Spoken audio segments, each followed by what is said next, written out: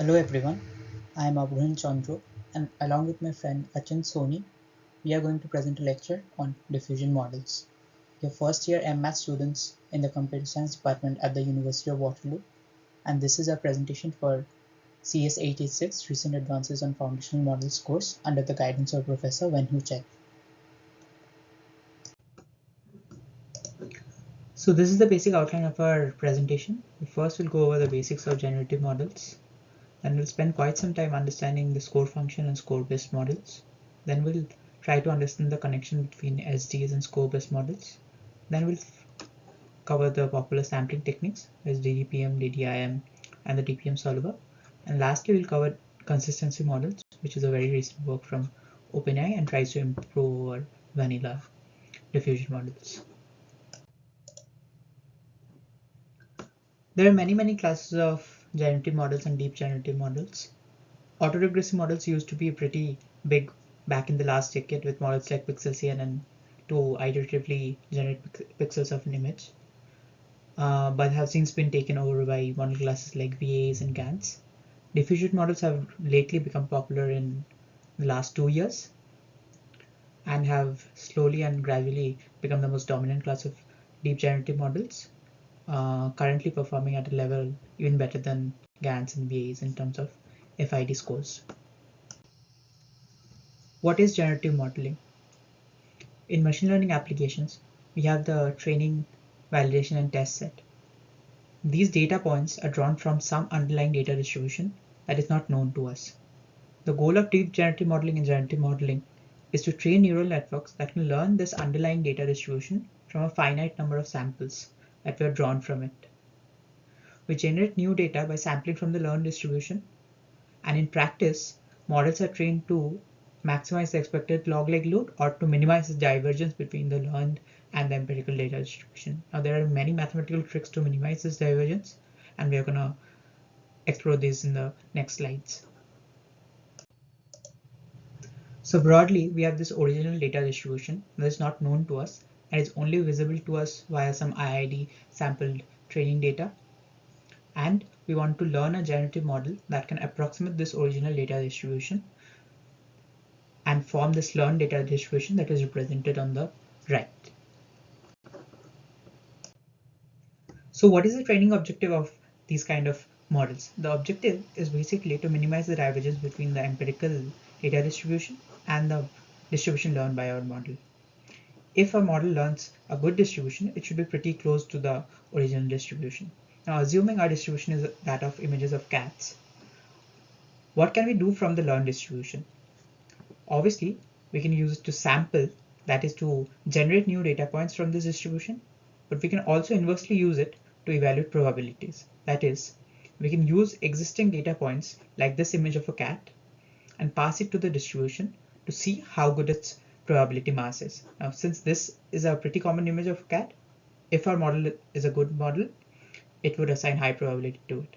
Now, the cat at the bottom, this seems like a very odd cat, and hence, if the model is a good model, it would assign low probability to it.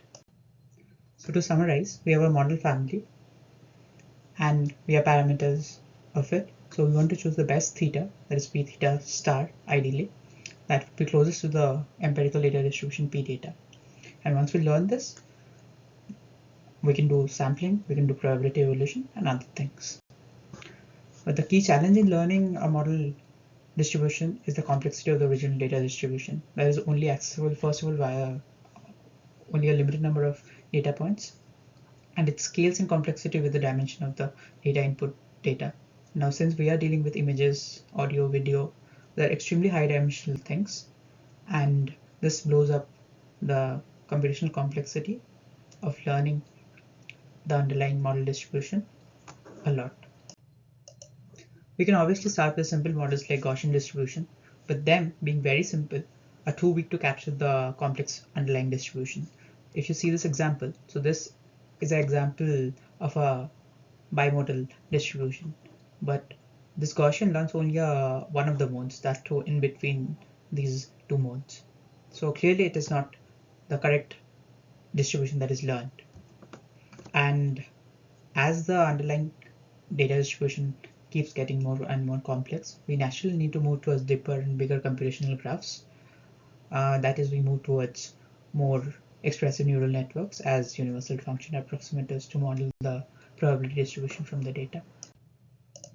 Hence, by combining generative modeling with deep neural networks, we get to deep generative models. The deep generative models approximated via function approximators like neural networks have a problem of their own. That is, the output given is not a valid probability distribution. It has to be normalized in order to get a actual probability distribution that lies between 0 and 1 and also adds up to 1. And there lies the main headache.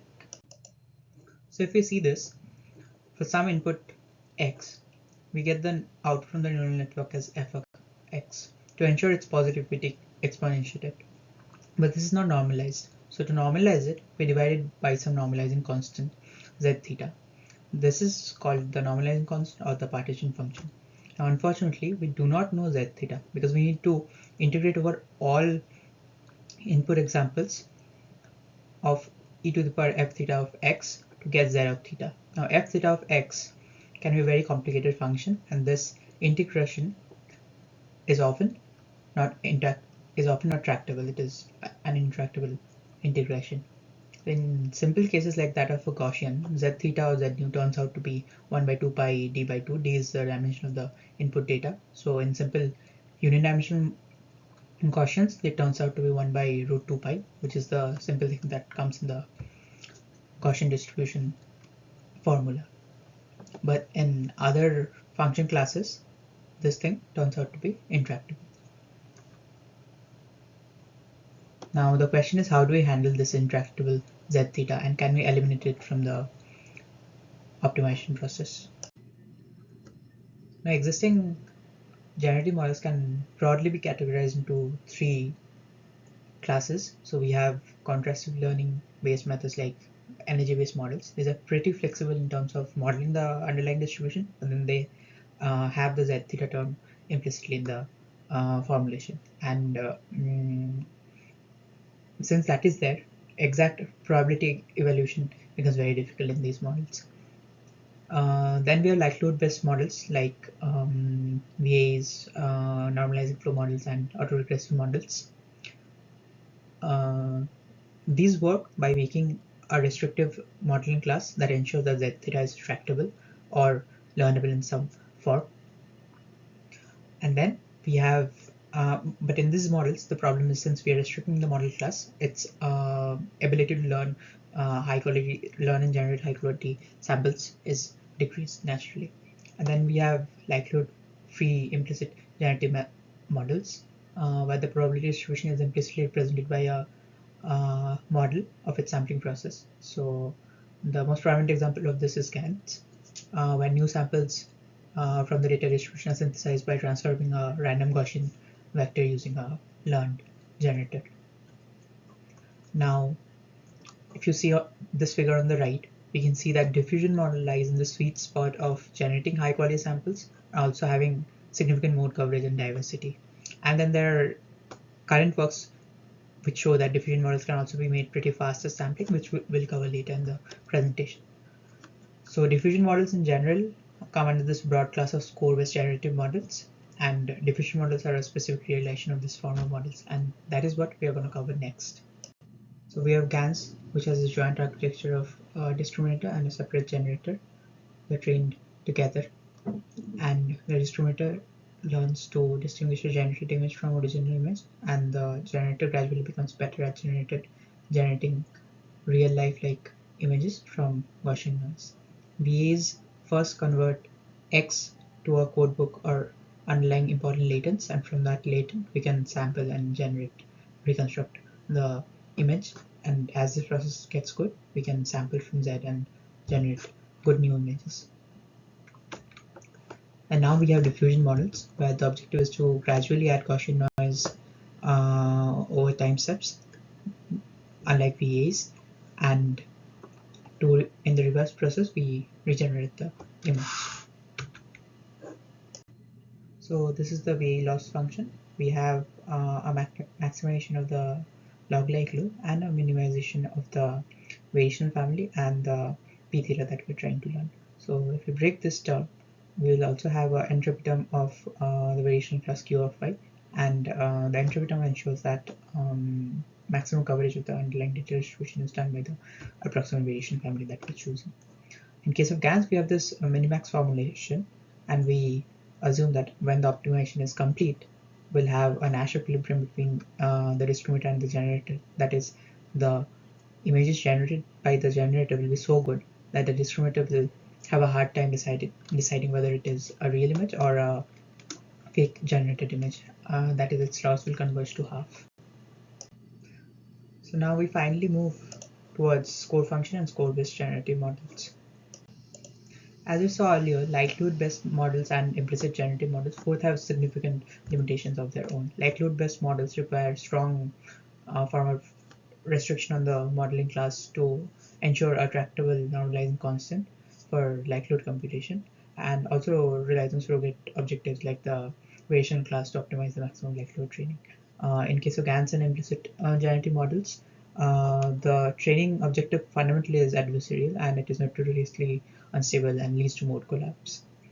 Thus, a way to represent probability distributions that may circumvent several of these limitations was borrowed primarily from thermodynamics and statistical mechanics in physics and applied to generative models. The key idea is to model the gradient of the log probability of the data distribution, a quantity that is called the Steen score function, and this is what we are going to focus on. So such score-based models are not required to have a tractable normalizing constant, as we'll see during the formulation. It basically cancels out and can be directly learned by score matching. So how do we represent probability distributions without using parameters of the model? So we use this quantity that is called score function. That is basically the gradient of with respect to x of log of p of x. So if the arrows that you see are basically the gradients and the score function being shown, and underlying colored areas is the actual PDF. With this basically depicts a two-mode distribution with a high concentration of probability mass in this mode and this mode. So assuming the PDF is differentiable, the score function calculation is pretty easy and can be done in a straightforward manner. So the primary advantage of using score functions is we can get rid of this normalizing constant and this, which physically implies this criteria of ensuring that sum of probability density function equals to 1. The area under the curve is 1. Whereas if you take the gradient of with respect to x of p of x, it comes out to be this kind of thing. This is basically a score function. Here, this concept of ensuring area under the curve as 1 does not exist. So why do we care about a score function instead of the original probability density function? Let's understand that the example of a deep energy based model. Let f theta be the output from a deep energy based model, and we convert it into a proper probability by exponentiating it and dividing by the normalizing constant to ensure it's positive and sums up to 1. Now, if we do contrastive divergence based training, we have this, and here, since we are taking the maximum with respect to theta and z theta is involved and it's unknown, maximizing it this way becomes difficult. And then we take gradient with respect to theta, it becomes very difficult because p theta is fundamentally not known to us. We are just taking samples from it. So how can we bypass the intractable partitioning function? We can, instead of taking gradient with respect to theta, what if we move back to taking gradient with respect to x in terms of the score function? So this formulation is exactly same as the score function that we discussed previously. If we take a gradient with respect to x, this turns out to be 0 because this is just dependent on theta. And if we calculate it a bit for EBMs, the score matching formulation turns out to be this. Here we can clearly see that s theta is independent of the normalizing constant.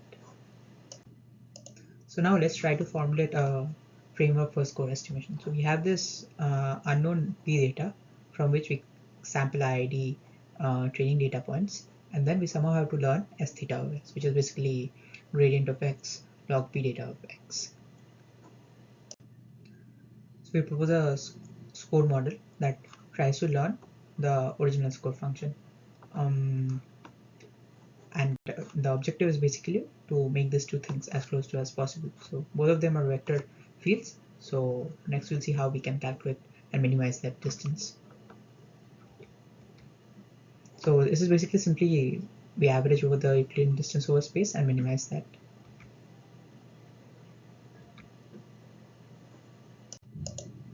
So mathematically the objective can be written as average Euclidean distance over the whole space and we minimize it.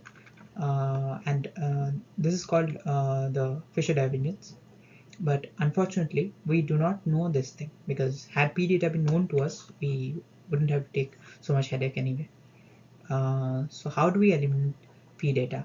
So one neat trick that was used in the paper that proposed this was to use integration by parts or Gauss's theorem, and by manipulating it using integration by parts, we only have P data in the expectation, and P data from here vanishes, and that gives us finally this equation, which is called the score matching equation. And as you can see, P data is not involved inside this, so we can basically replace expectation by drawing samples.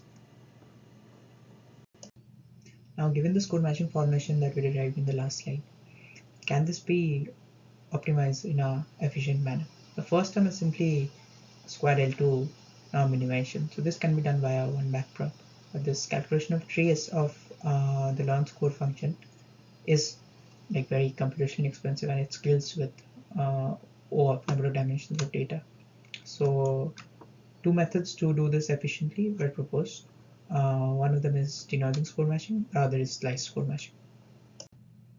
So denoising score matching basically uses this noise kernel and does a convolution operation to perturb the original PX and form a noisy version of it. Now, what's the benefit of forming this noisy version of it? It is much easier to learn in, like, it is much easier computationally to learn this in the score matching formulation.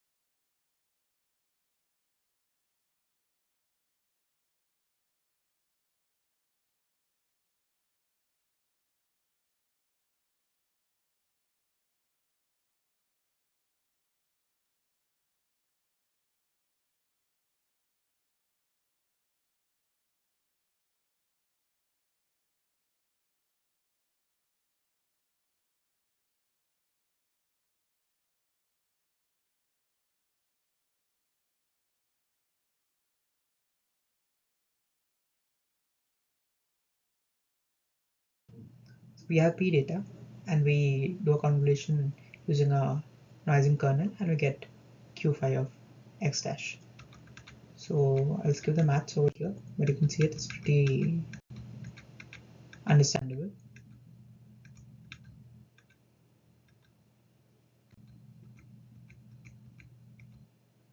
So finally, we have the denoising score matching formulation. This was the original one where the trace of the score function is replaced by this noised version of P, and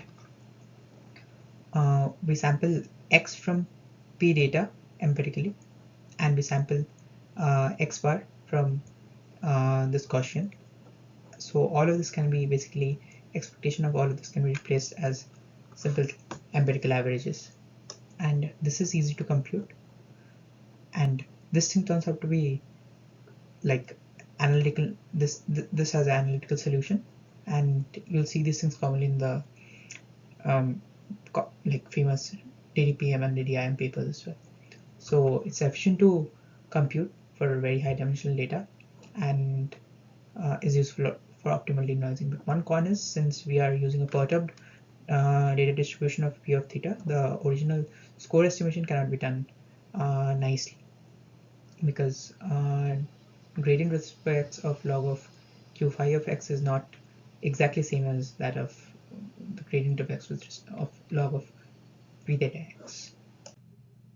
So now the way to make this thing computationally more efficient is to do slice score matching, which is basically taking projections of the original score function, the learned score function on some 1D vectors, and then calculate all the things along those directions. So after applying slice score matching, we come up with this new objective called slice Fisher divergence, where the trace term is replaced by this VTs, and if we apply integration by parts on this, we get basically an expectation over different v's drawn from PV, which is the distribution of these one-dimensional vectors that we're taking projection upon, and we draw x from P data as before, and we come up with this computationally efficient objective. So this is a summary of the slice score matching formulation we discussed above. This is the new computationally efficient objective. The trace is removed by these projection terms, and we sample n projections and n data points, and we basically replace them by empirical averages. So this whole procedure is independent of the dimension d, and thus is computationally tractable. Now we have learned how to sample data points and do score matching to learn the score function. Now the next step is how do we sample from this to generate new data points from this learn score function. So this completes the generative modeling process. Now that we have learned the score function as theta of x, how do we sample from it to generate new data samples? So we use an age-old technique called Langevin MCMC. MCMC stands for Monte Carlo Markov chain. So assume that we have an initial distribution of points in space, and we guide them using the score function to go to the data points, to go to the areas of the distribution which have high probability values. So this is how it happens. In the vanilla form, these things will collapse to the two modes.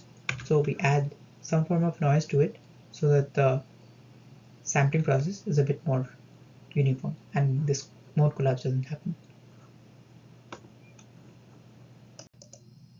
So we ideally have found a recipe to learn the score function and sample from it using Langevin dynamics.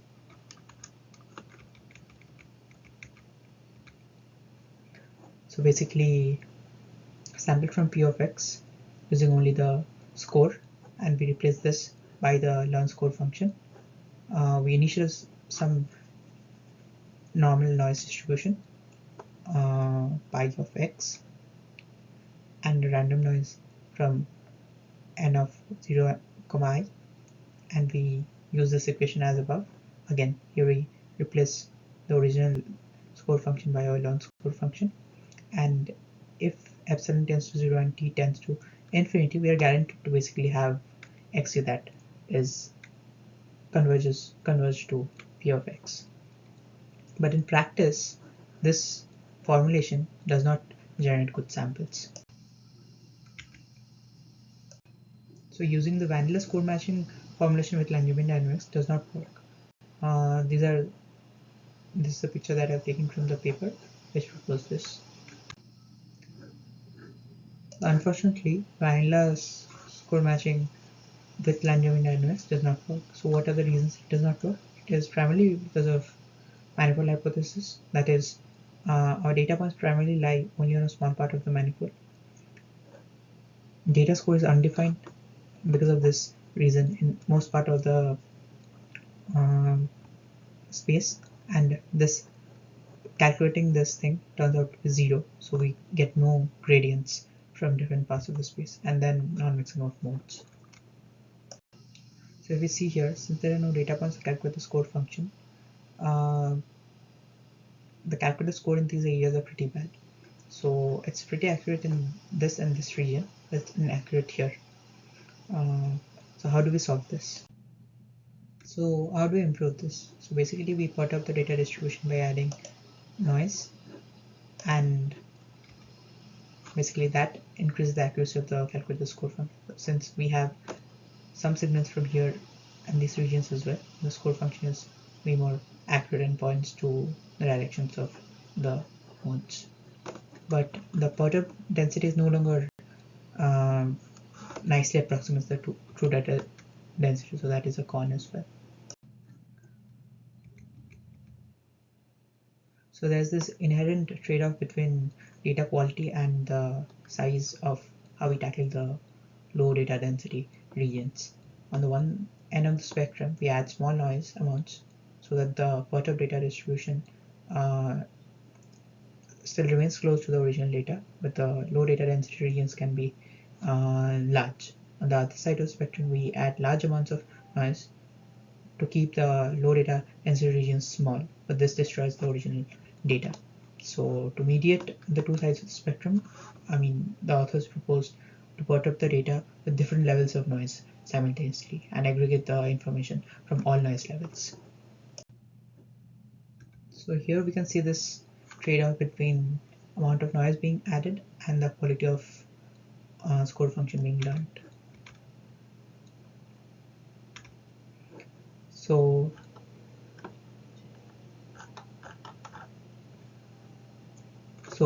without noise perturbation, the estimated score is low in the low data density regions, and thus the score function learned is vastly inaccurate, and not much information goes to the Langevin dynamics process to in which direction it should move to go towards the modes.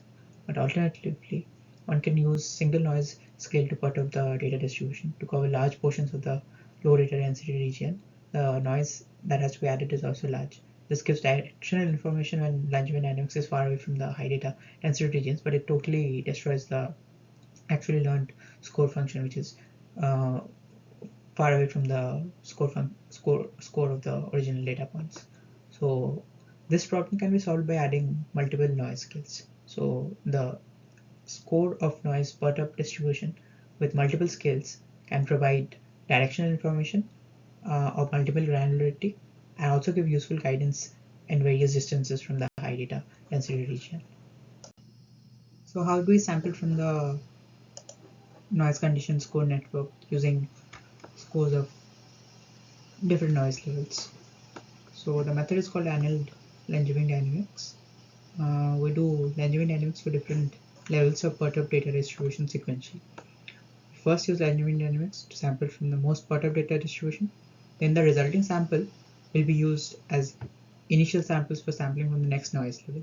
We continue this in this fashion, and finally we use Langevin dynamics to sample from the least perturbed data distribution to generate or to regenerate the original data sample.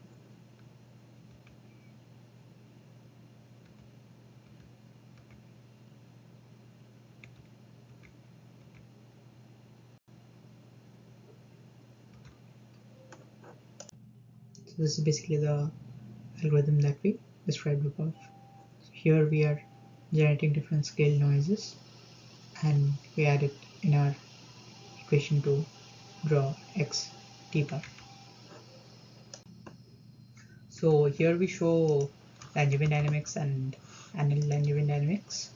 So annual Langevin dynamics effectively mitigates the inaccurate estimation of relative weights between different modes.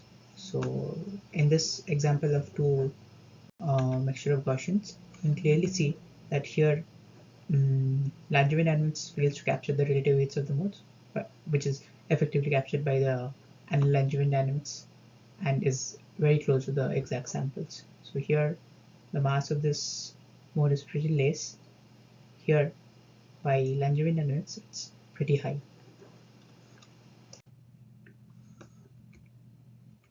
So more specifically, for each perturbed data distribution, we can easily sample from them and use score estimation to estimate corresponding scores. However, the most naive way of doing this requires a large number of separate score models to be learned independently, which is very costly.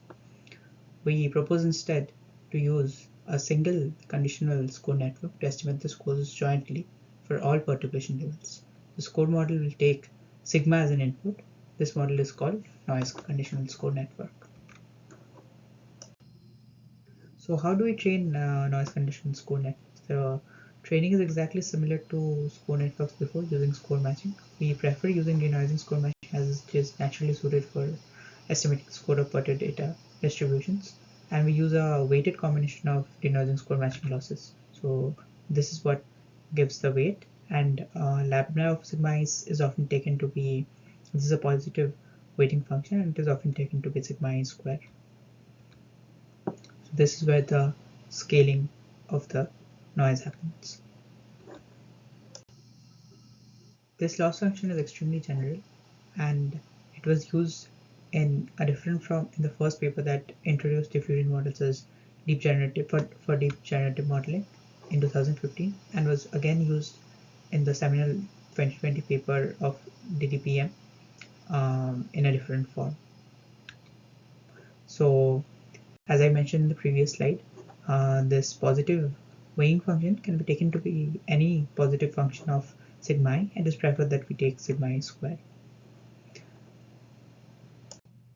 So to summarize, this is how basically annealed Langevin dynamics works. We have score functions with progressively higher levels of noise, and we learn for those corresponding noise levels the probability distributions using a noise conditional score model. And sampling from above using annealed Langevin dynamics, we see that the generated samples now are of extremely good quality, and also in terms of metrics, inception score and FID score of these models are also pretty good and at par with the best GAN models out there.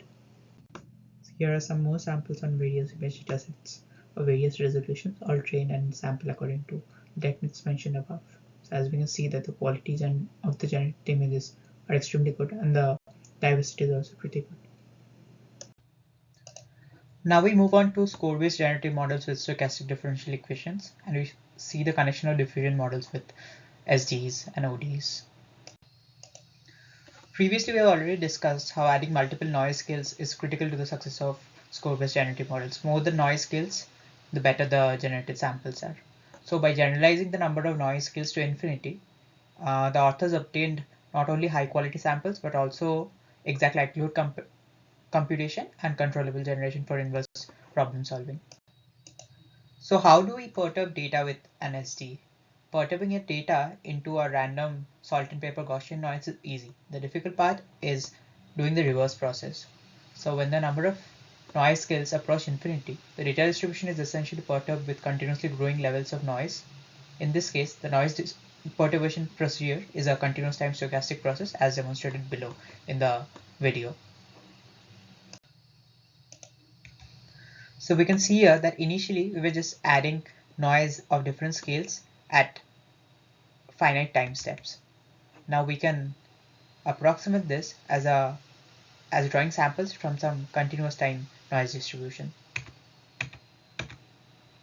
So this is the original data distribution, and this is the sampling prior, which in our case is mostly a uniform Gaussian distribution. So initially we are drawing different noise levels at finite time steps. Now if we keep increasing the steps in between, we get a continuous distribution of perturbed noises, and we denote that as pt of x,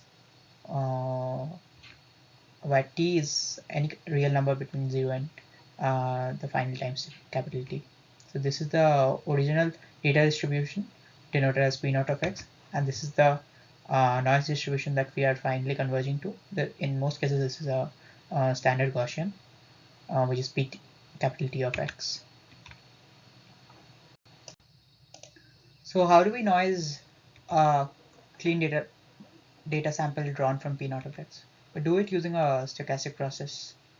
After adding noise, it converges to somewhat near a Gaussian distribution, and it is done using the forward stochastic differential equation, where other than the deterministic term, we also have a drift term with an infinitesimal noise added. Now, without loss of generalization, let's take a toy SD, ignoring the deterministic drift. So here, lambda t is a continuous generalization of lambda i's, the noise levels that we had before, and this is the infinitesimal noise as before. Now, how do we generate samples from the prior that we had defined? We do it using the reverse stochastic process.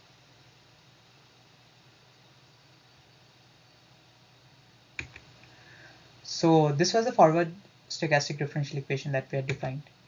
Now Anderson et al. In 1982 gave an analytical solution of any stochastic differential equations reverse SD.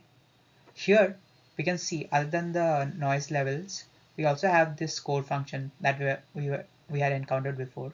Other than that, we also have this infinitesimal noise now in the reverse time direction.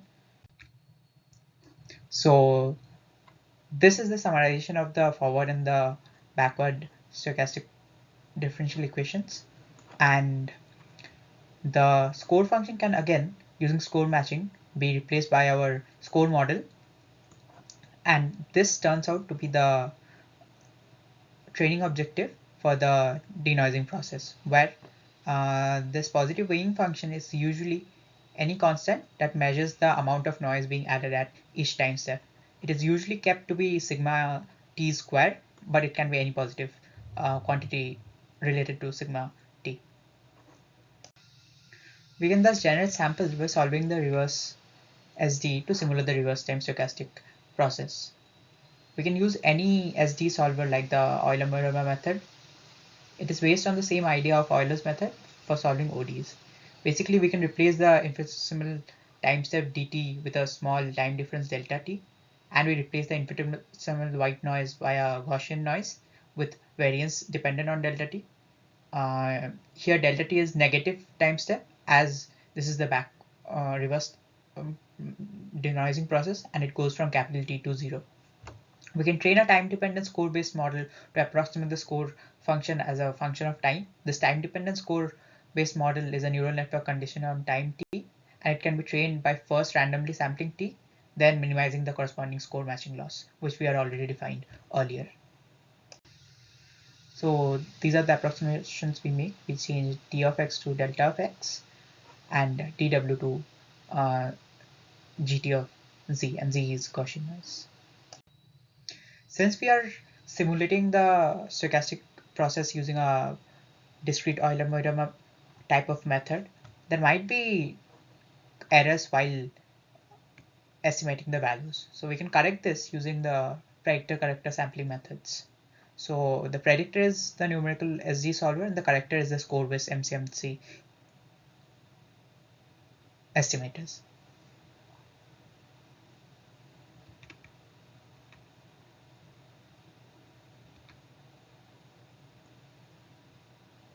So how does this method work? When solving the reverse time SD, we first use the predictor to get a rough estimate of the intermediate sample at the next time step.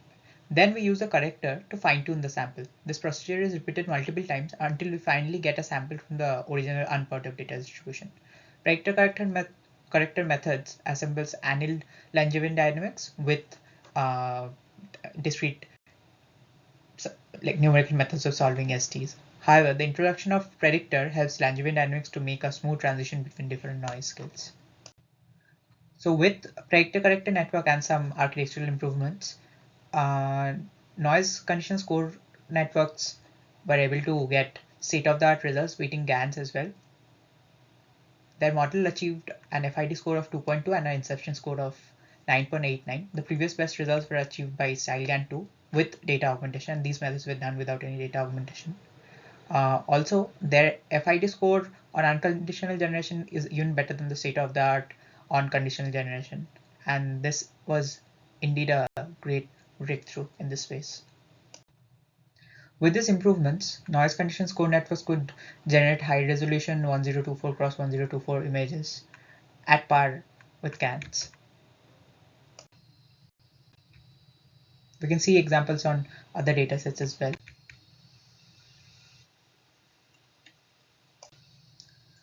Now, how do we calculate exact Laclos from these kind of models. For that, we need to convert the SD to an ODE.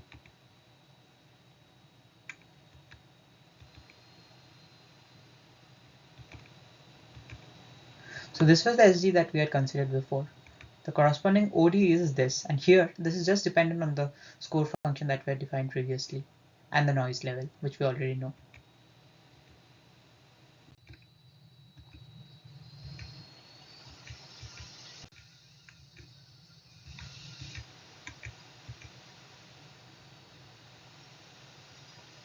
So we can consider this formulation as a continuous time infinite depth normalizing flow that was defined in the neural ODE paper in 2018. So these unique ODE solutions create invertible mappings. To invert, we solve the ODE backwards from T to 0. So this was our prior distribution, and we can see that the ODE also maps noise drawn from the prior distribution to high quality data samples, p theta of x. Now, how do we get this p theta of x and the log likelihood of these generated samples? So we get it using a change of variables formula proposed in the neural ODE paper in 2018. And again, this depends only on the score function, which is computable in polynomial time and is an unbiased estimator. And this integration is a one-dimensional integration, so it's easy to solve using ODE solvers. Now, what is the advantage of it? Besides getting exact likelihood values, the solving and drawing samples using ODEs is way more efficient. As we can see, SD solvers took 1000 number of score function evaluations, whereas adaptive ODE solvers take nearly 100. So that's a tenfold computation reduction. And these methods were only used in later and more popular papers to create accelerated sampling methods, as in DDIM.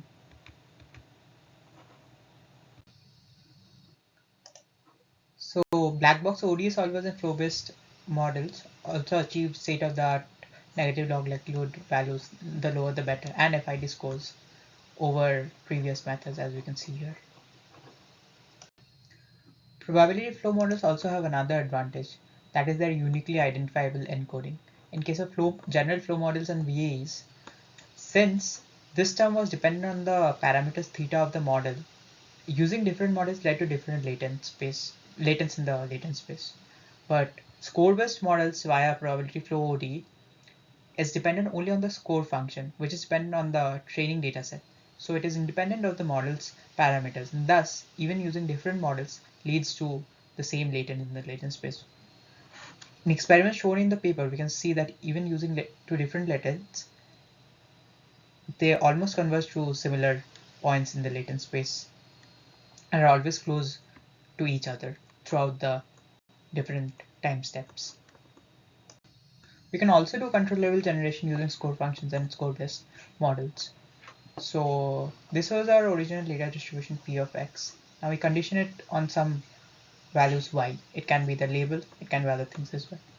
So in our case, now we have another forward model, which is P of Y given X, and Y is a control signal. So Y in this case is basically the classifier label.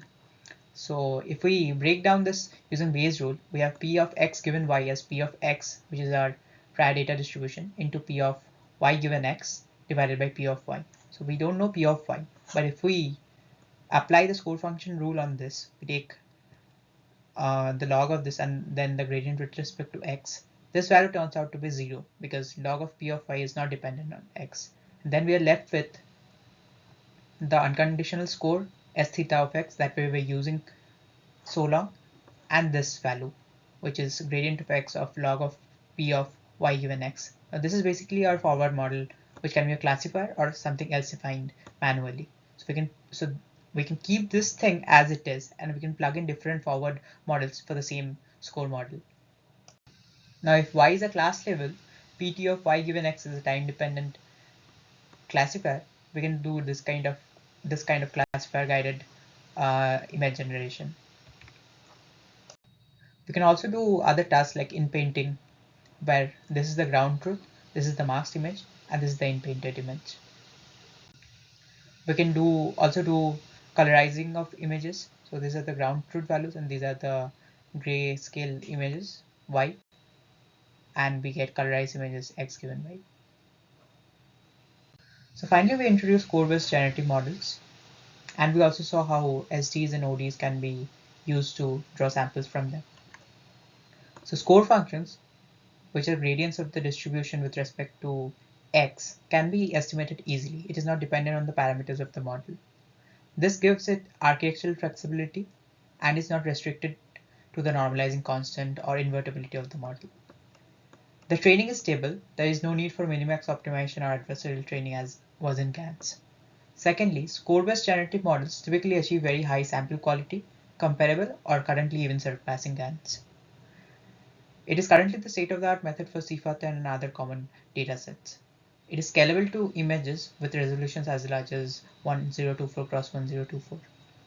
Finally, we can also calculate exact likelihood of score functions, which are used in many downstream applications like anomaly detection and others. Likelihoods obtained on CFA10 is very comparative, being state-of-the-art evaluated on uniformly dequantized data. Equivalence to neural OD also allows many impressive things like interpolation and temperature scaling. In addition, the encoding learned by these score-based models are uniquely identifiable, unlike the cases in VAs and normal flow models. So far, we talked about score-based generative models. Let's now talk about a broader category of generative models, which are known as denoising diffusion probabilistic models. These are algorithms that can learn to generate new data samples that resemble a given training dataset. The diffusion term in DDPM refers to a process that gradually adds noise to a data sample until the original content is completely obscured. This process is akin to slowly scrambling an image until it becomes pure noise. This part of the process is called the forward diffusion process, and it is relatively simple and fixed. On the other hand, the core of a DDPM is the reverse process. It learns to denoise or reverse the diffusion. Starting from a random noise, the model gradually constructs a sample step by step, eventually leading to a coherent data point like an image. This process is learned from the data, and it is where the model's complexity lies. Let's now talk about the forward diffusion process. Given a data sample x0, we gradually keep adding noise to it until there is nothing left of the data sample and there is just pure noise. It is assumed that the forward process is a Markov chain model. It means that for a particular timestamp xt, the probability q of xt depends only on previous timestamp and not on timestamps before it. So according to the Markov chain model, we can write the joint distribution q of x from 1 to t given x0 to be the products of q of xt given xt minus 1. And we can define q of xt given xt minus 1 to be a Gaussian distribution.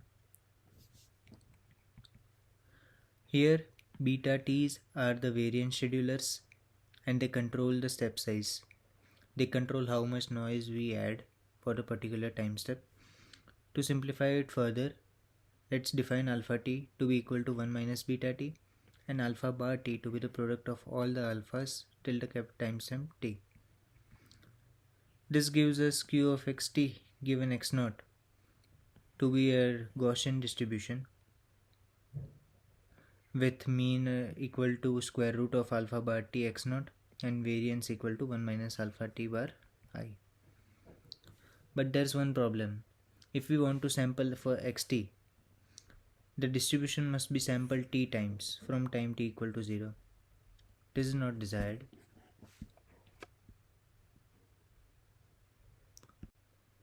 So how do we fix that? We know that the probability distribution q of xt given x0 is a Gaussian distribution, as we discussed in the last slide. This is also known as a diffusion kernel. If we use the parameterization trick on this, we can directly sample xt from this distribution at any arbitrary timestamp t. This is the reparameterization trick. Here xt is equal to the mean of the distribution times plus the variance times small noise which is sampled from n0i. There's one thing to note over here. If we replace small t with capital T, we can directly sample final time step using this diffusion kernel, and we want the final timestamp to be as close to n0i as possible since this is pure noise. So we choose beta t such that alpha bar t goes to 0. Lower the alpha t values, the more the noise is added. Let's now talk about the variant scheduler beta t's. The values of beta t are generally chosen such that they linearly increase with time. Beta naught is usually assumed to be 10 to the power minus 4, and it increases linearly until beta t becomes 0.02. One can look at beta t's as the percentage of noise added at time t relative to time t minus 1. But there is one thing to note over here. The amount of noise added at a particular timestamp t is not just the rate between 10 to the power minus 4 and 0.02. Rather, it is a product of all the alpha t's from time 0 to time t. It can be easily seen in a diffusion kernel. So, the amount of noise that is added at a particular timestamp, it increases exponentially. We have chosen our values of beta t such that the amount of noise added increases exponentially. And at the later timestamps, higher timestamps, the original data decreases exponentially.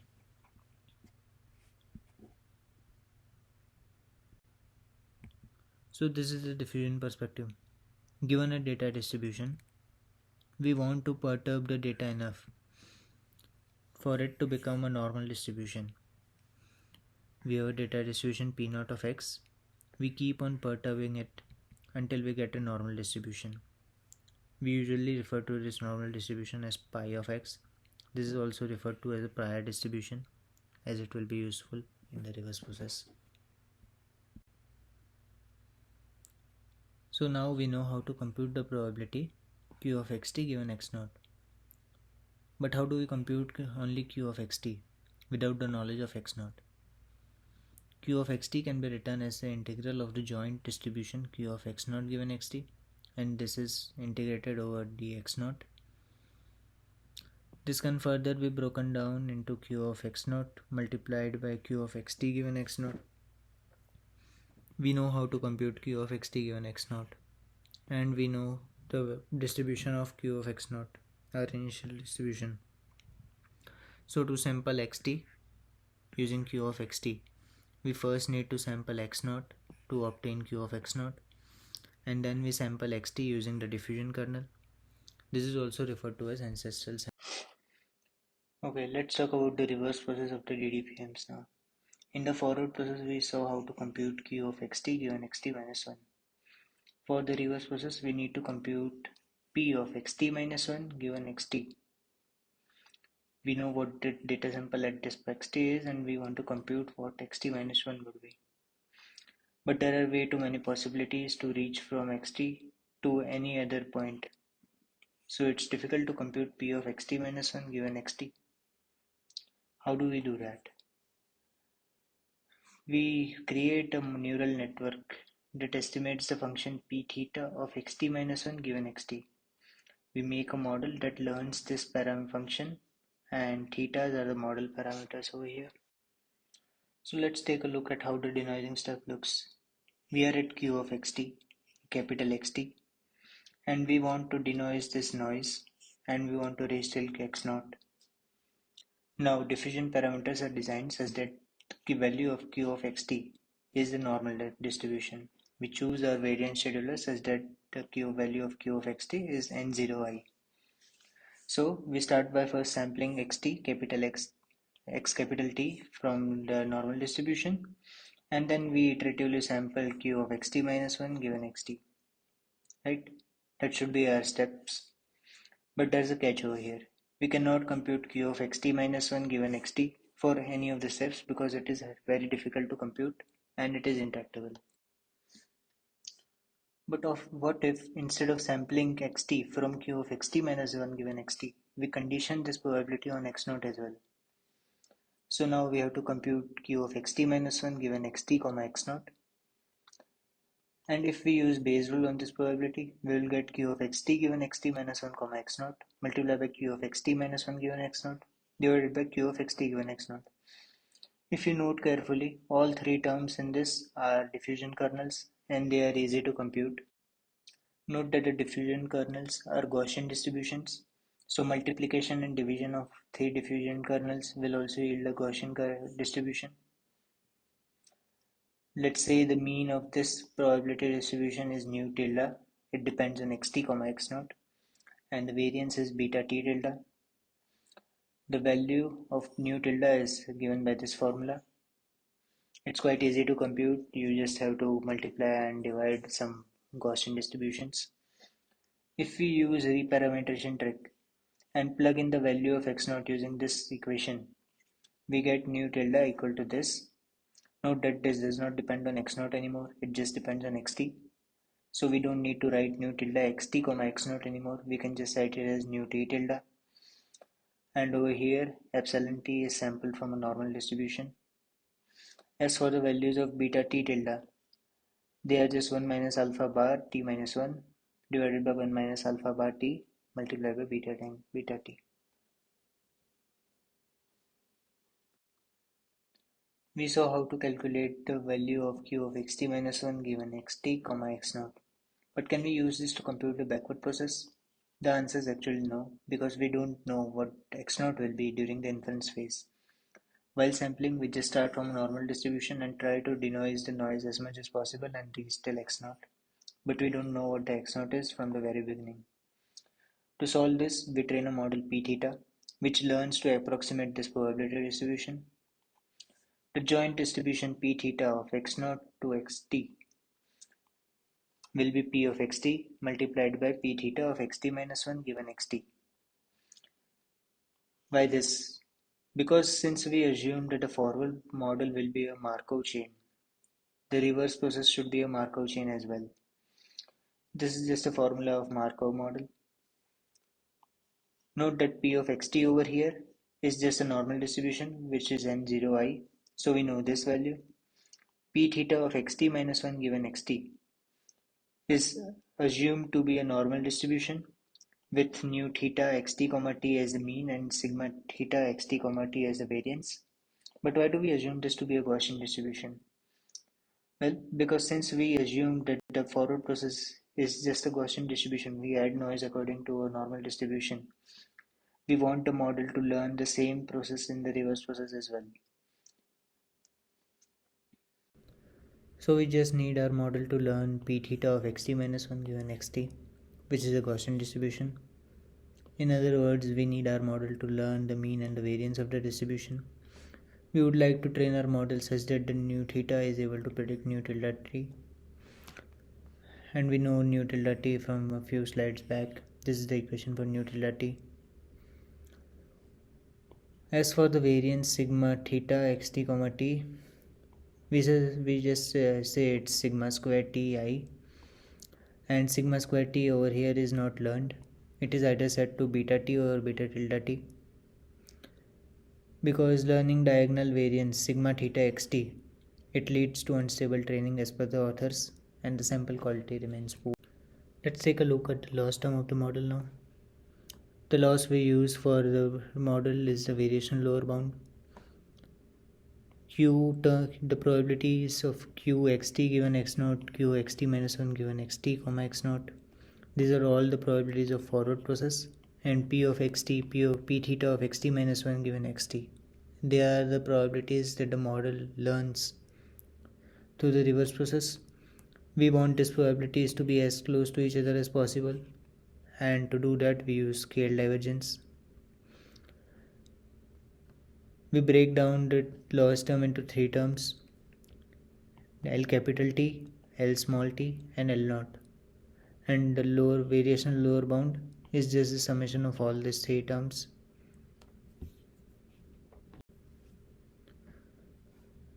Okay, so every KL term in LVLB except L naught, it compares two Gaussian distributions and they can be computed in closed form. L capital T term over here is a constant and can be ignored during training. And as for L0, we can just train it separately using a normal distribution model like this. Just give a timestamp equal to 1. This is non-learnable, this is learnable.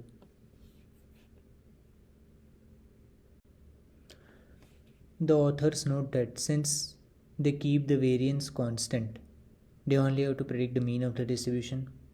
Better yet, we can just predict the noise epsilon that was sampled from the normal distribution and added to the image through the reparameterization trick. The authors found that predicting the noise was more stable. Since we just have to predict the noise added, we can use the MSE loss between the predicted noise and the actual noise added to the image. If you see over here, this is the simplified term for the second term in the LVLB. This is exactly similar to the MSE loss. So simplifying the LVLB, we get L capital T, L small L naught and L small t simple. These terms are constant, they don't depend on theta. Only LT simple depends on theta, and this is just a mean squared error. So now, what's the intuition behind the model, and why did we choose the loss term that tries to minimize the variational lower bound? The loss term is created in such a way that the model is more biased towards learning higher values of t. If you remember, we choose our beta t's such that they linearly increase across time, and by the time they reaches capital T, the value of beta t will be 0.02. So the amount of noise added towards the latest step of the forward diffusion is exponentially higher than the amount of noise added in the beginning steps. Because we choose our variance schedulers in such a way, our model should be more biased towards learning higher values of t. So during the reverse process, our model should predict more amount of noise for the beginning time steps of the reverse process, and it should be able to learn more fine-grained details of the images towards the end of the reverse process. It's more important to get the main shape of the object right than to make the object have some form of texture. How does the model look like? The authors used a unit model and said that this is the efficient way to predict the noise of the reverse process. Given a time step t, it takes as input a noised image and it outputs the noise that should be reduced from this image. As in transformers, time step information is also fed at each step of the model, at each layer of the model to be more precise. This helps the model to know where it is at in the diffusion process. If it's in the beginning of the reverse process, it has to predict more amount of noise, or if it's at the end, it has to predict more fine-grained noise. Till now we looked at the forward diffusion process, the backward process of denoising. We saw what the model should be used, what the loss function should be for training a diffusion model. Let's now look at the broader training algorithm of a diffusion model. We have a sample x0 which belongs to q of x0.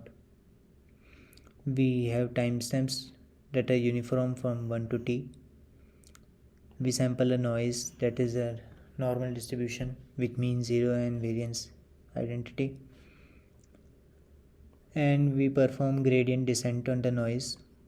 Our model learns the epsilon theta, and we use the MSE loss function to predict its gradient, and until this noise is converged, it keeps on repeating. As for the sampling process, we sample the final timestamp x capital T from a normal distribution, and for all the timestamps in the reverse process, we first generate a z from a normal distribution, and then we use the reparameterization trick to sample xt minus 1 given xt. This is the noise predicted from our model. Alpha t values are known. Sigma t values are known as well. They are the values for the sigma theta term, capital sigma theta terms. We know what xt will be, and we have sample z from over here, so we know everything in this equation 4. and until we go till timestamp 1 where we sample x naught, and when we sample x naught we return it. Okay, so this is how the reverse process of diffusion looks like. We sample from a normal distribution and we keep denoising it for t timestamps until we get an image. There are several limitations of the DDPM algorithm. The first and foremost limitation is that the initialization of variance schedulers beta t, they keep on linearly increasing, but that is not desirable. We can initialize the values of the beta t's with a more complex distribution like cosine.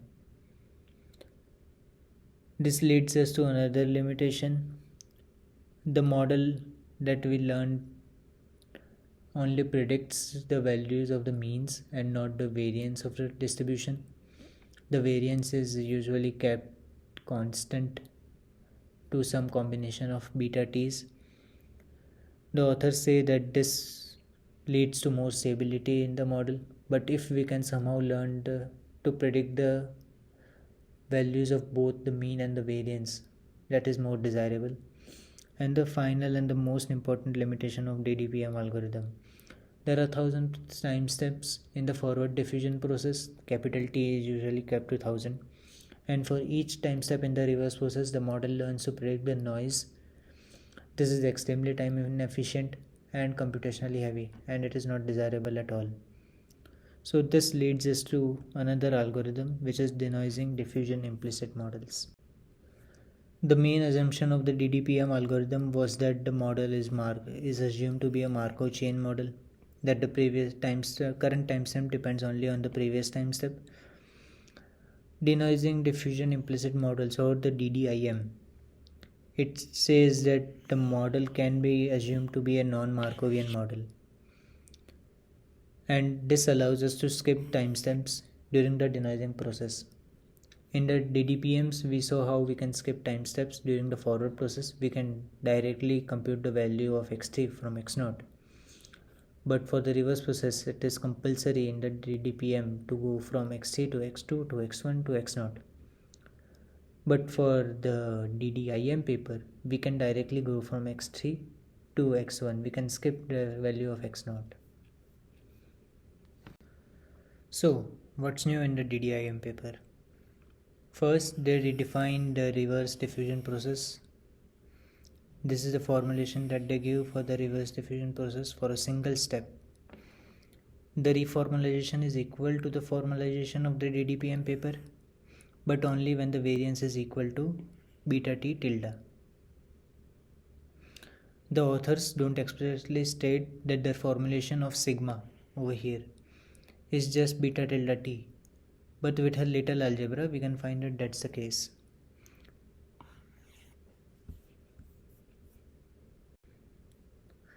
What if we set the value of sigma to be equal to 0? When we set sigma equal to 0, the denoising process becomes completely deterministic, and the only noise is the original noise at x0, because no new noise is added during the denoising process. Notice that there is no noise in to the data. There is just this noise. This is the trick of the DDIM paper. The process becomes completely deterministic, and we no longer have a Markov chain, since Markov chains are for probabilistic processes and this is a non-Markovian process. In the diagram shown, we can skip x2 and move from x3 to x1 directly. The authors model the new diffusion process as a subsequence tau, which is a subset of the original diffusion subsequence. For example, I can sample every other diffusion step in the diffusion process to get a subsequence of tau. I can skip x2, I can skip x4, x6. We can also interpolate between the two algorithms DDIM and DDPM. We can introduce a new variable eta, which lies between 0 and 1. If we keep the value of eta to be equal to 0, then it becomes a DDIM. And if we keep the value of eta to be equal to 1, then the process becomes a DDPM. and any eta between 0 and 1, it's just an interpolation between the DDIM and DDPM algorithm. The chart below shows DDPM and DDIM. These are the FID scores, fidelity scores, which score diversity and image quality. And this is based on eta interpolations from 0 to 1 and on S timestamps, which goes from 10 to 1000. The DDPM clues, although the DDPM algorithm performs the best at the original 1000 timestamps, the DDIM closely follows when generating images with much fewer generation steps. We essentially have a trade-off between image quality and time to generate when using a DDIM, which the original DDPM did not offer. Now we can generate high quality images with such fewer steps. Okay, so this is the example of the reverse process of DDIM and DDPM. As we can see, after 10 timestamps, DDIM has already generated a good image, whereas this is the DDPM algorithm. It is still predicting the noise and it will go on until 1000 timestamps. We see that after 100 timestamps, the DDIM has already given the output. This is so much time efficient. After 1000 timestamps, DDPM is able to generate similar images with better quality. So, after exploring DDPM and DDIM, we have seen how these methods offer impressive results in tasks like image generation and beyond. However, one challenge that persists with these models is the computational intensity and time required for sampling, which can limit their practical applications. Now let's turn our attention to another paper that addresses this challenge. The DPM Solver is a novel approach that significantly accelerates the sampling process in diffusion models.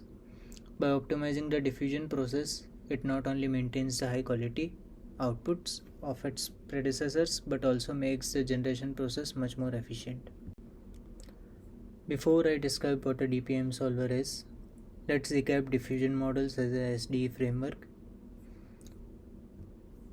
In the forward SDE represents the process of adding noise to our original data over time. In this equation, dxt represents the incremental change in our data, xt, at time t, and ft is a drift coefficient that determines the direction and rate at which the noise is added. The term g of t dwt introduces stochasticity in the process. Here, g of t is a diffusion coefficient and dwt represents a Wiener process, which is essentially a mathematical model for random motion. This equation progressively transforms the data into a noise dense state x of t capital T at time capital T. For the reverse process, the reverse SDE is the reverse of the forward process, aiming to recover the original data from the noise. Here, dxt indicates the change in our noise data xt at time t as we attempt to reverse the diffusion.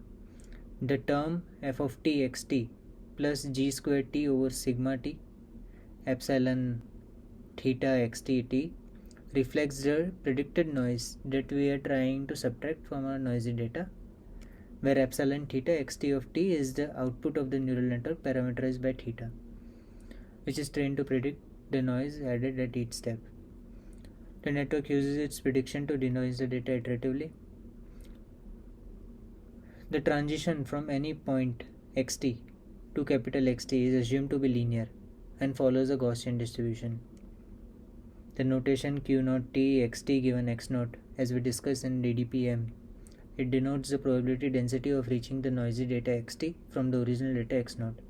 It is characterized by this Gaussian distribution, where the mean is alpha t and the deviation is sigma square ti.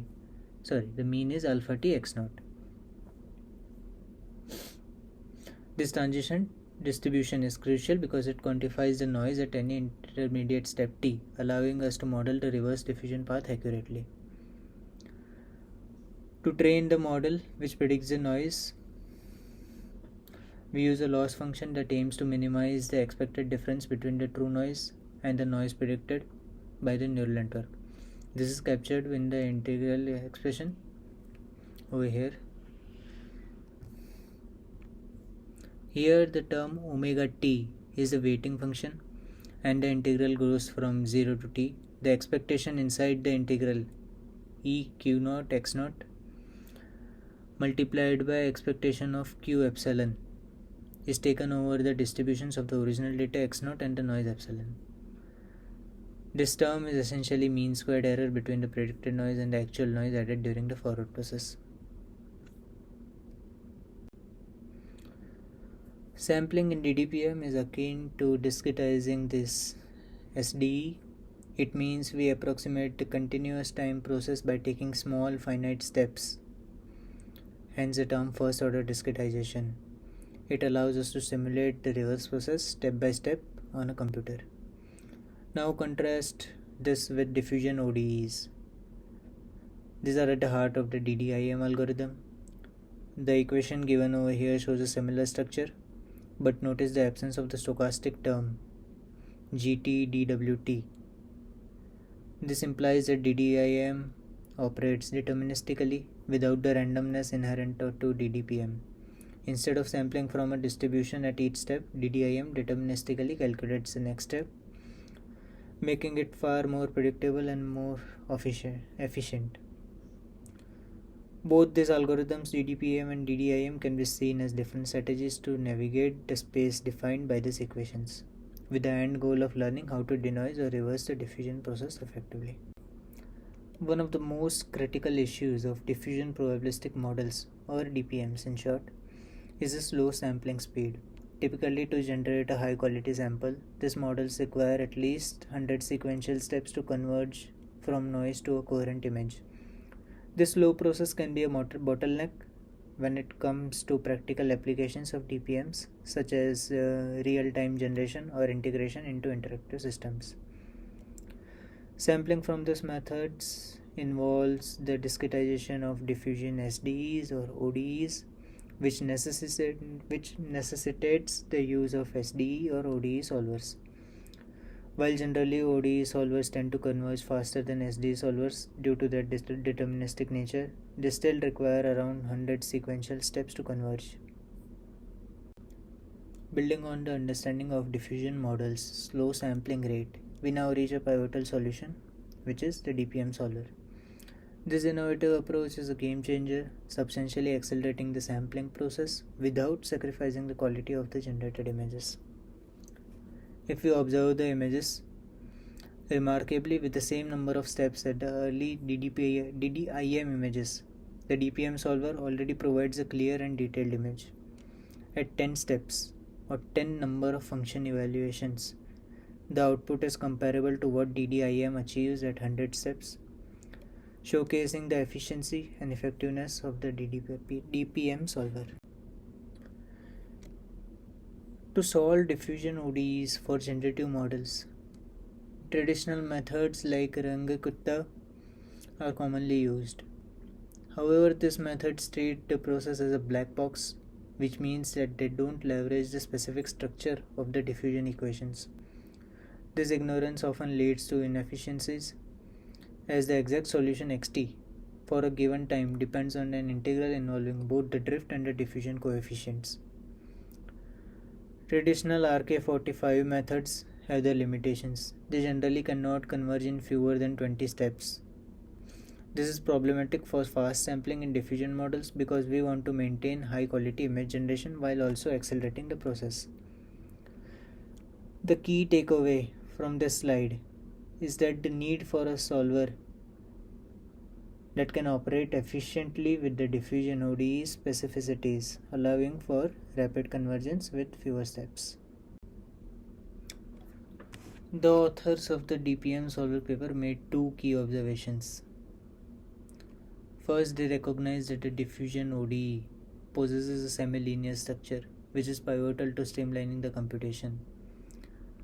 The linear part of the ODE, which is the drift coefficient, it governs the predictable behavior of our system, while the diffusion term adds complexity through the neural network's noise prediction. They use variations of constant formula to solve the ODE. This approach often allows to compute the linear part exactly, which is expressed by this exponent term and multiplied by xs. This essentially means scaling the initial value xs by exponential of the integral of f over time. The remainder of the solution incorporates the non-linear noise term, integrating it over the same period. By decoupling the linear and non-linear parts, we gain a clear path to calculate the exact solution for xt at any time t. This precision allows us to avoid the limitations of the black box numerical methods like Rangegutta, leading to faster convergences with fewer steps. The second observation that the authors made is simplifying the solution of the diffusion ODE by using log SNR. This technique pivots on the understanding of the noise transition probability as a normal distribution, with the mean scaled by alpha t and a variance of sigma t square. The log SNR defined as the log of the ratio of alpha t square divided by sigma t square helps us distill the complex dynamics of the diffusion process into a more tractable form. By defining lambda t to be half of log SNR, we can elegantly express the drift and diffusion coefficients directly in terms of the derivatives of lambda t. This leads to a more efficient computation of the linear term and transforms the integral of the non-linear term into an exponentially weighted integral, which is easier to handle computationally. The exact solution xt can then be represented by these new terms, where the linear part xt is exactly computed and the non-linear part is managed through the exponentially weighted integral. This manipulation significantly streamlines the calculation, and it allows for the fast and precise evaluation of the diffusion ODE solution. This is the same equation that was present in the last slide. The first term can be exactly computed. All we need to do is approximate the second term, which is an exponentially weighted integral. Given that we have an approximate solution at a previous time point, we can find the exact solution at the current time by using Taylor-Series expansion for the non-linear term involving the predicted noise. What this means is that we have to expand the noise prediction term as a series, where each component of the series is calculated using derivatives of the noise prediction at the previous step, scaled by the difference in a log SNR term raised to the power of n and divided by n factorial. This expansion is then integrated to update our solution from previous time step to the current one. The left hand side over here represents the solution transition from the previous time to the current time. The terms alpha t and alpha ti minus 1 are scaling factors related to the variance of the noise at these times, and this adjusts the magnitude of the solution. This Taylor series provides an approximation that becomes increasingly accurate with more terms. However, DPM Solver algorithm, it strikes a crucial balance that allows to compute solutions quickly and with high precision, and we can ignore the higher order terms. So the DPM Solver algorithm is made specifically for diffusion ODEs to minimize errors as much as possible. It does so by leveraging the structure of the diffusion equation, which has been broken down into parts: the linear term, derivatives, coefficient, and higher order terms. The linear term is exactly computed, meaning we apply an exact method to calculate it without approximation. The derivatives, on the other hand, are approximated using numerical methods because calculating them exactly can be computationally intensive. The coefficients over here, they can be analytically computed using integration by parts, and the higher order terms are omitted. They are negligible as we add more terms to the series, and to improve the computational efficiency, we can safely omit them. As I mentioned before, DDIM is a first order DPM solver. Why did I say that? If we set k equal to 2 for DPM solver equation, we see that we obtain the exact solution that the DDIM algorithm used. Therefore, DDIM is the first order diffusion ODE solver which analytically computes in known terms. And that's why we know that why DDIM works well. Okay, so let's now compare how DPM solvers work with comparison to Runge-Gupta methods. We see that for even 12 number of function evaluations, DPM solver is way better than the other two. And as the number of function evaluation increases, although the above two methods also improve, DPM solver is still better than both of them. The circles in this graph show that DPMs converge in almost about 15 to 20 steps. So until now we discussed three sampling algorithms: DDPM, DDIM and DPM solver. DDPM required noise prediction at each time step, which is equal to 1000. It takes around 200 steps to converge, whereas DDIM algorithm made it possible to skip some time steps. It still required around 100 time steps to converge.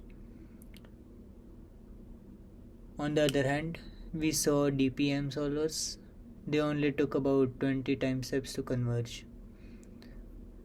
But still, is there a way that we can generate images with just one forward pass in the model? That's where consistency models come into play. They are able to generate images in one shot. Given a noise image, you just pass the noise from the reverse process just once and we can generate X naught. So let's now talk about consistency models. Consistency models was proposed by OpenAI and it is a recently released paradigm to generate the images in a single step. The researchers responsible for this have taken inspiration from the diffusion models, and their main objective is to generate images in a single shot rather than iterative noise reduction, which is typically used in diffusion models. Consistency models introduce new learning methodologies to map noisy images at any time step of the diffusion process to its initial noiseless transformation. The methodology is generalizable, and the authors argue that the model can perform image editing type of tasks without any retraining. To address the limitations of diffusion models, which is slow, fast sampling, consistency models come into play. Their unique proposition is to generate high quality samples by directly mapping noise to data, enabling fast one-step generation while maintaining the quality trade-offs and zero-shot data editing capabilities of iterative sampling. The core concept of a consistency model lies in its ability to map any point on a data trajectory determined by a probability flow ODE, or in short PF ODE, back to its origin in a single network evaluation. This approach significantly accelerates the generation process compared to the multi-step generation of other diffusion sampling algorithms. Let's revisit the background and look at DDPM algorithm again. Given an input image, the forward process keeps on adding noise until we get X capital T, which is pure noise. The first line of these equations refers to the forward process of the DDPM, or in general any diffusion process, since the forward process is the same for everything. We can generate xt from xt minus 1 using this normal distribution. After we obtain xt, which is a normal distribution with mean 0 and variance identity, we can then denoise the diffusion process through the reverse process, and we generally denote the reverse process with p theta. This is a joint distribution p theta x naught to t. The timestamps over here are reverse since this is a reverse process. and it is generally predicted using a neural network which is parameterized over the parameters theta. This equation is the SDE formulation of the diffusion models. Here nu is the drift coefficient, sigma is the diffusion coefficient, and Wt is the standard Brownian motion. But we know that consistency models work on ODEs, and ODEs tend to converge faster than the SDEs. So in 2021, Song et al. Suggested probability flow ODE, or PFODE in short, and they propose this as an ODE. This formulation elegantly captures the essence of the SDE in a deterministic way by incorporating the score function, which is delta log pt of x. This is the gradient of the log probability of the data at time t. The score function acts as a guide steering the sample from a random noise back to a recognizable data point. Following the settings of Karas et al., if we set the drift coefficient to be 0 and the diffusion coefficient to be under root 2t, we obtain an empirical PFODE, which is d of xt over dt is equal to minus t times the score function. We often write score function as s of phi xt comma t, and then we can use numerical ODE solvers like Euler or Huen solvers to get the solution for x of t. As I mentioned before, consistency models, they are a new type of generative model. They support single step generation at the core of its design. This is extremely computationally efficient. They also support iterative generation. We can use multiple steps to generate an image. This essentially improves the sample quality of the images, but at the expense of compute. To train a computer consistency model, there are two methods. The first is the distillation mode. It refers to training from pre-trained diffusion models, and the second is an isolation mode. We'll talk more about that in the later slides. Right. So given that we have a solution trajectory xt, where t belongs to epsilon to capital T of the PFODE, consistency model is defined as a function f, which takes as input xt and time step t and outputs x epsilon. Its outputs are consistent for arbitrary pairs of xt comma t, meaning that for any point lying on the same trajectory, it will always output the same x epsilon. For any consistency function f, we have an identity function which is f of x epsilon comma epsilon equal to x epsilon. This constraint is known as the boundary condition. All consistency models have to meet this boundary condition, as it plays a crucial role in the successful training of consistency models. The boundary condition is also the most confining architectural constraint on consistency models. So let's now talk about the sampling process of the consistency model. With a well-trained consistency model, f theta, we can generate samples by sampling x tilde t from a normal distribution with 0 mean and t square times the identity, and then evaluating the consistency model for x epsilon hat. This involves only one forward pass to the consistency model and therefore generates samples in a single step. More importantly, we can also evaluate the consistency model multiple times by alternating denoising and noise injection steps for improved sample quality. An application of consistency model is zero-shot data editing. As consistency models are trained to recover x from any noisy input xt, where t belongs to from epsilon to capital T. They can perform denoising at various noise levels. It can either be in a single step or in various multiple steps. The multi-step generation procedure, which we discussed in algorithm 1 in the previous slide, is useful for solving certain inverse problems in zero shot, which includes diffusion models, embedding, colorization, super resolution, etc. Let's now talk about how to train consistency models. As I said before, consistency models can be trained in two ways. One is in distillation mode and the other is in isolation mode. In distillation mode, we use the already trained, that is pre-trained diffusion model. So we have a pre-trained score model already, which is S5 x comma t. The next step is to discretize the time horizon, which ranges from epsilon to capital T into n-1 subintervals.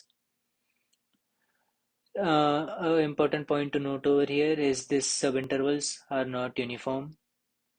They are decided according to the following rule, which was proposed by Karas et al.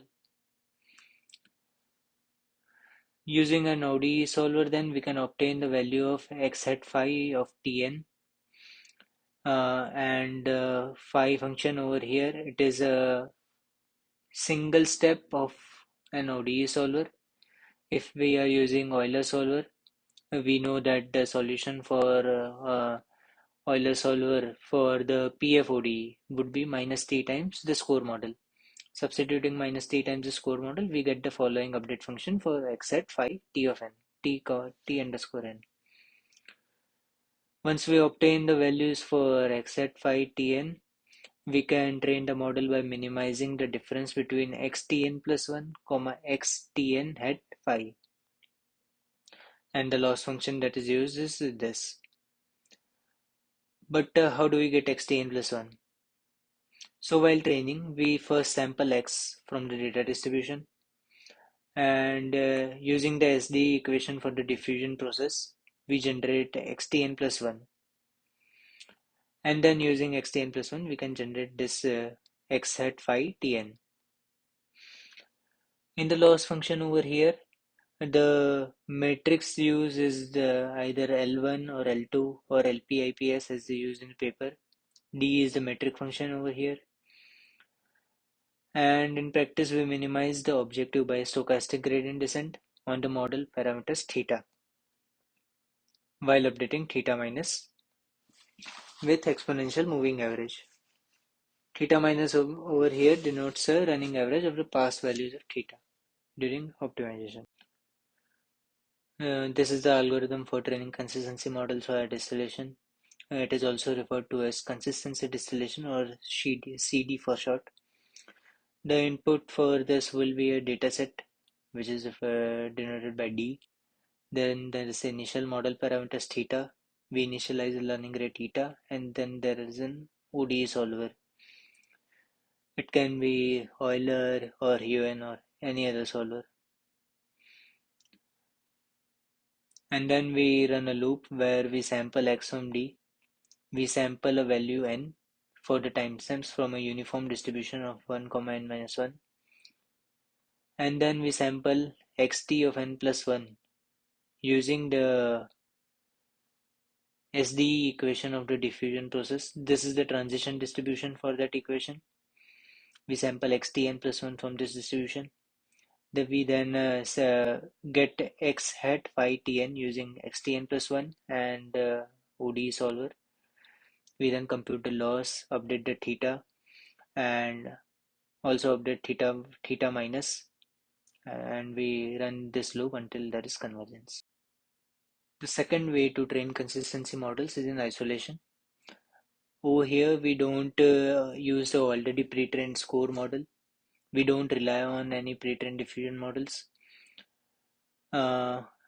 As we recall from the last slide, in distillation setting, we used the S5 of x comma t, which is a pre-trained score model, to approximate the ground truth for the score function. But instead of using that, we can use the expectation formula given over here directly. which is negative of expectation xt minus x divided by t square given xt. The authors claim that using this as a score function instead of the already pre-trained score function suffices to replace the pre-trained diffusion model in consistency distillation when using the Euler method. This one is for Euler method. This is the algorithm for consistency models in isolation. It is also referred to as consistency training or CT in short. We are given a dataset D, initial model parameters theta, learning rate eta, then there's step schedule N, and then there's EMA decay rate schedule, nu, D matrix, and lambda. Theta minus is initially initialized to theta and k is initialized to 0 first. And until convergence, we run a for loop. We first sample x just like in distillation mode. We then sample n just like in distillation mode. We sample z from a normal distribution with zero mean and identity variance. We compute the loss function. This is the same loss function that we used in distillation mode. We update theta using this gradient descent formula, and theta minus 1 is also upgraded using stop grad. The only difference over here is the step schedule, and that we use the expectation formula for the score function instead of the pre-trained score model. As for the experiments, the paper used the following datasets: CIFAR 10, ImageNet 64x64, Elsun bedroom, and Elsun cat dataset. The metrics used in the paper are FID, inception score, precision, and recall. For training, they use Euler and D solvers, and D metric for the loss function is either they have used L2, L1, and LPIPS. These are the results.